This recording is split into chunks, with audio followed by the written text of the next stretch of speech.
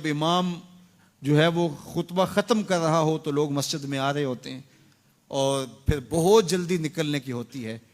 امام کے منبر پر بیٹھنے سے قبل مسجد میں آنے کا رجحان پیدا کرنا چاہیے.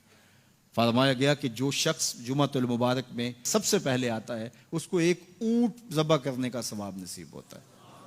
جو اس کے بعد آتا ہے اس کو ایک گائے ذبح کرنے کا، پھر ایک بکری، اور جب امام منبر پہ بیٹھ جاتا ہے پھر رفع الکلام کلمے اٹھا لی جاتی ہیں.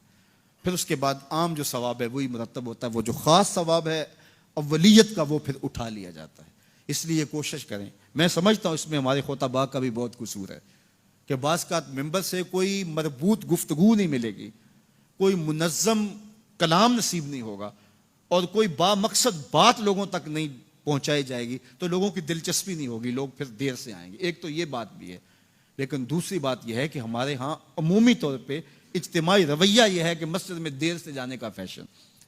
تو اس فیشن پہ نہ چلے، بلکہ امام اور خطیب کے منبر پر بیٹھنے سے قبل جتنا وقت گزرے گا آ کے بیٹھ کے تلاوت کرتے رہیں، ذکر و فکر میں مشغول رہیں. جتنی دیر آپ کو انتظار کرنا پڑے یہ آپ کے لیے خیر و برکت کا ذریعہ ہے. اور پھر آئیں اور پوری گفتگو سنیں، اور اس گفتگو کا یقیناً نتیجہ آپ کی زندگی میں مرتب ہوگا. اور اگر آپ سمجھتے ہیں کہ میں بہت زیادہ مصروف ہوں اور کوئی آپ کو کام ہے تو شریعت نے آپ کو اجازت دی ہے کہ آپ لیٹ بھی آ سکتے ہیں.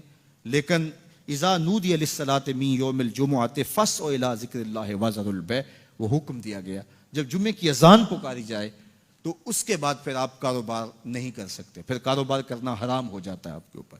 وذروا البیع، پھر خرید و فروخت چھوڑ دو، پھر تم چل پڑو اللہ کے ذکر کی طرف. پھر تمہارے اوپر لازم ہے کہ تم ذکر کی طرف چل پڑو.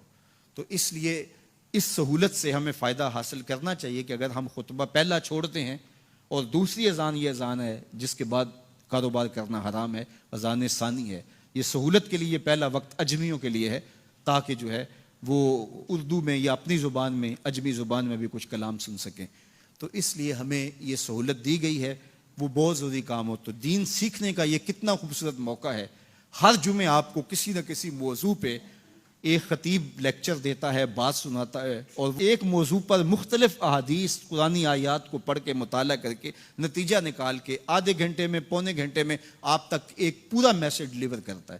تو اس لیے اس کو بھرپور حاصل کرنے کے لیے اور اپنی نسلوں کو دین سے جوڑنے کے لیے یہ اسلام آج بھی بہت سارے مشقتیں اور بہت ساری سازشوں کے باوجود یہ قائم ہے، اس لیے کہ اس نے خوبصورت ہمیں نظم دیا ہے. محلے کی سطح پہ 5 گانا نماز ہے، علاقے کی سطح پہ جمعہ ہے، سالانہ شہر کی سطح پر 2 عید کے اجتماع ہیں، اور عالمی سطح پہ حج کا اجتماع ہے.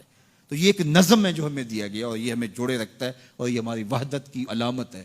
اللہ تعالی ہمیں 5 گانا نماز کی توفیق عطا فرمائے اور اہتمام کے ساتھ نماز جمعہ کی توفیق عطا.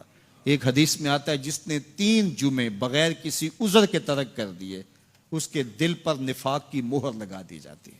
اللہ ہمیں محفوظ فرمائے. وآخر دعوانا